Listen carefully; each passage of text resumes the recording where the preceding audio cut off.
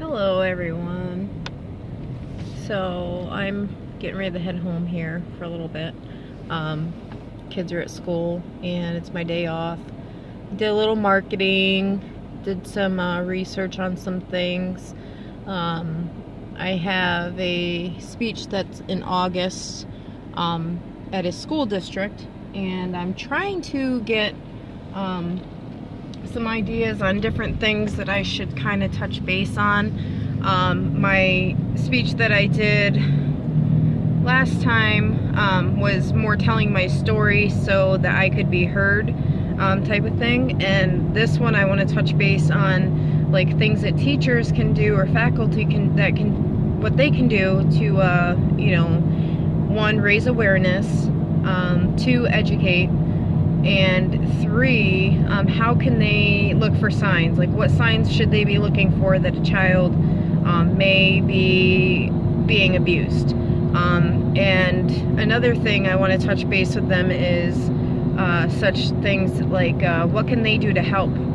If they notice a child is coming to school maybe hungry all the time, maybe that family isn't directly purposely abusing that child, but maybe they just don't have the means to care for their child the way that maybe they should or the child needs. And I fully believe, yes, there is major abuse in this world, and that's one of my things that I'm very fond of expressing.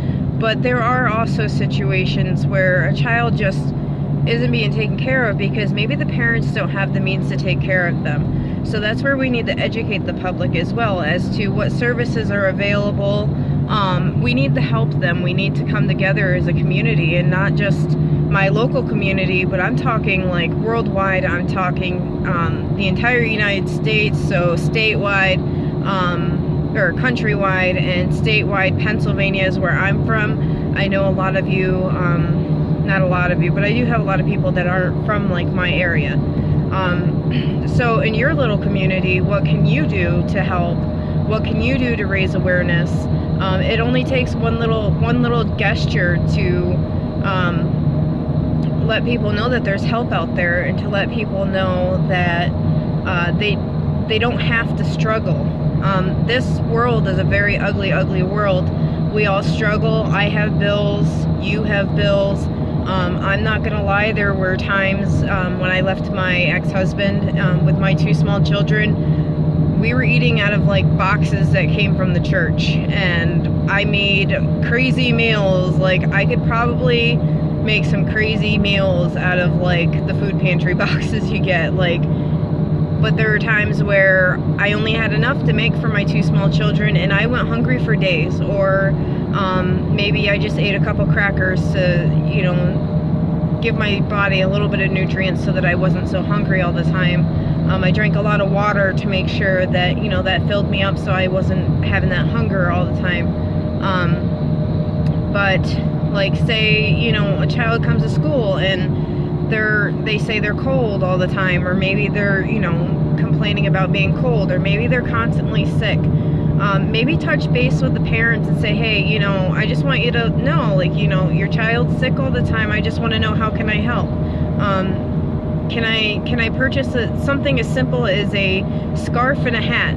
I saw a article, it might not have been an article, it might have been on the news not long ago, where a bus driver had noticed that several of her kids were getting on her bus and they didn't have hats or scarves, and it was really, really cold outside, middle of winter. This just happened this year, 2017, 2018. And she went to her local like Dollar General or whatever, and she got hats and gloves for all of her kids, and she just kept them in like a little box on her bus. So if she noticed a kid needed hats or gloves, she would make sure that she gave them a hat or some gloves so that they could stay warm. This littlest gestures like this, and I mean, you can go to the Dollar General now when they have all their winter stuff that's starting to be put on clearance, and you can get a hat and glove set for like 50 cents. So imagine if you took $20 and you went and got all the hat and glove sets you could find, and you just held on to them maybe for next year. Then you could do that and have like a kind gesture for these kiddos who really need us to help them. And the parents maybe might kind of look at it as they might take offense to it, because I've had that before. But you know, that child's going to remember your kindness for their entire life. They're going to remember, like, somebody cared about me, somebody saw that I needed something and they got it. That's establishing trust with that child, not just between you and that child, but between that child and any other adults that they might come across. That might let those children open up more often. If, like, say they are being abused, they could say, I can trust adults, I can, you know, trust that they care about me. And that might make them a little more open to approaching adults if they need to talk about something that's going on. So that's just a small little example of things that are, you know, that people can do. And these are kind of the things that I like to touch base when I speak at this school district that I'm going to be speaking at. I know as a child myself, when I was younger, I didn't really have, like, my teachers didn't really know what was going on. None of them really asked, but I did have a few teachers who, like, if I was struggling or I was having a bad day, just speaking kindly, like giving me compliments, like, oh, your hair looks nice today, Jessica, or, you know, I really like your shirt, that's a really cute shirt, you know. Making small little gestures like that is what's gonna make a big difference in a child's life. You may not be able to solve the child abuse epidemic that's going on in the world today, but just being a small, kind little voice or making a small little gesture is really what you can do now. That's what you can do now. Then do it, and you'll know that you're helping in some form or another. So that's some of the things that I would like to touch base with the schooling. My question to you guys is there anything else specifically that you feel, if you're a survivor, I just want feedback on, is there something that you feel I should touch base on? I'm going to be talking to these teachers and this faculty. They're the people that have the most direct contact with our children today. I mean, think about it. Majority of the year, these kids are going to school every day for 6 or 7, sometimes 7 hours a day. They have more contact with these children than the children's family has at times. Not only the school districts, but I would like to eventually get involved with like the Head Start programs or daycare centers, things like that, because these people are I feel like they're the foundation to our children and our children's development. They are the ones that see them the most. They can pick up on things the most. They get to know our children like they were their own children. So if something isn't right and that child's acting differently, or their behavior changes, or if they start having different feelings coming on, like maybe the child's usually happy and all of a sudden they've been coming for the last week and they're just sad all the time, maybe they're starting to seem a little depressed. These teachers and the faculty, the daycare workers, the child care centers, they're the ones that's going to pick up on that most likely before anybody, if there's something going on at home. I see a lot of, over the last week or so, I see everybody's posts, and I've seen a lot of articles on, like, parents who didn't know that their child is being abused. Why is that? Because we're parents. We're busy. We are working, trying to provide for our children. We don't have as much direct contact with our children as they used to back in the day. So I've seen a lot of people put people down for like, oh, her boyfriend was abusing her kid and she didn't know it, or she didn't do anything about it. It was right under her nose. How could she not know? She's probably providing for her child. She's probably, at work 8 hours, 12, 16, some people a day, and maybe she doesn't see her kids as much as she would like to, or maybe she doesn't see her kids as much as, she needs to, and it's very easy to get caught up in that just trying to provide for my children mode. Sorry, I got a cold or something. So I strongly encourage people, don't judge these moms or these dads that, you know, their kids are abused and they didn't know or whatever. Don't judge them. You don't know their story. If you know their story, fine. But if you don't know their story, don't judge them because you don't know. And it's just as hard for the parent that's child is abused as it is for the child that's abused, because I know me as a mom, if something were to happen to my kids, I would be devastated. I would be absolutely devastated, especially since I myself went through abuse as a child. So all those feelings that I went through as a child, I know that's exactly what my kid's feeling. And that is the last thing in the world that I ever want, is for my child to feel that way that I felt when I was a kid. I've also seen some videos on parents who are trying to fight for their kids, trying to fight to be their voice, and people are either putting them down for that, or they don't understand why the child is having anger issues. They don't understand why the child is fighting, or their behavior is just bad. Their behavior isn't bad. Their emotions are bad. But that's not their fault. They feel the way that they're supposed to feel in that moment. They will work through it, but you have to be patient. You have to show that child that you trust them. If you can't be patient and show them that you trust them, then you're not doing a good job as an adult, and you're not doing a good job as a parent. You know, if my kid starts kicking things or hitting things, or, you know, is just really disrespectful, I'm going to start getting counselors on board. I'm going to start speaking to their teachers or sending emails to their teachers, whatever I have to do to get everybody on the same page, to let them know, like, hey, this is what my kid went through, and you don't have to go into detail. You don't have to relive that whole experience. Just explain, look, my child was abused, you know, it's being investigated, this is what we're going through, you might notice some behavior changes, I'm trying to work with her on it, and then simply ask for help. Don't be afraid to ask for help. You know, can you please help me, you know, while my child's with you, to the teachers. Hey, can you please help me? Can you be a part of the support system for my child?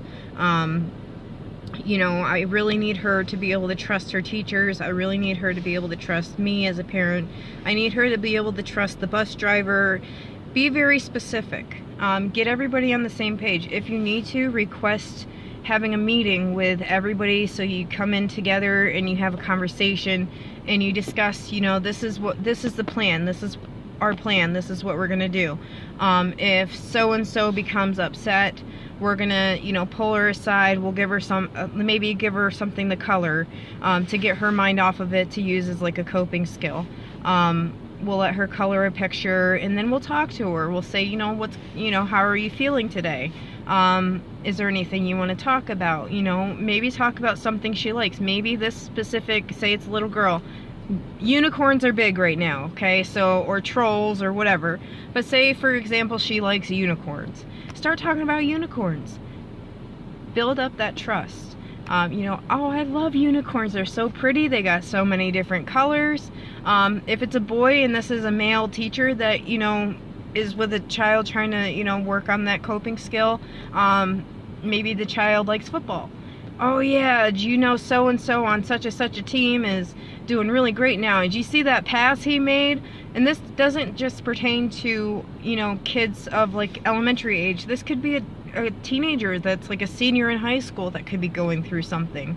I had issues when I was in high school, and I had friends who are still my friends till this day that, you know, they might not have known exactly what was going on, but they didn't need to know. They knew, you know what, that girl looks like she could use a friend, and she looks like, you know, maybe she might be going through something. She's quiet, she's reserved, she stays to herself, she doesn't really talk to people, you know. And I had my best friend, who's been forever my best friend, who did that for me, and it moved from like, I'm gonna sit with her at lunch type of thing, to I'm gonna invite her over to my house so she can meet my mom. I want my mom to meet this girl.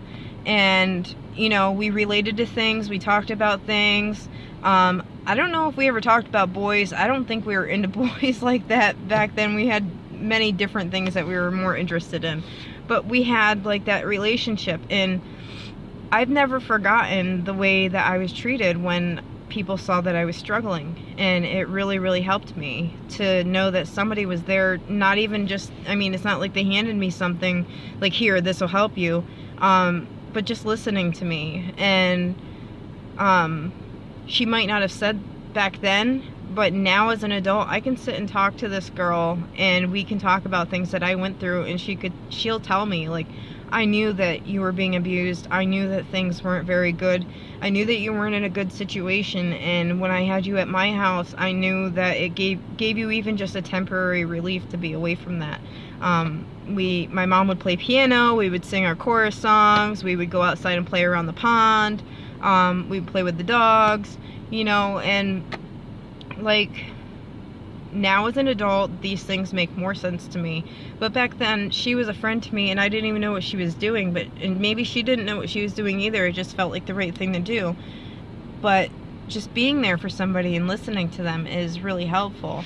So, again, back to what I need from you guys is, what are some things that I should touch base with the school districts and the faculties and the people that have the most direct contact with our children? What are some topics that you think that I should touch base for my speech for them?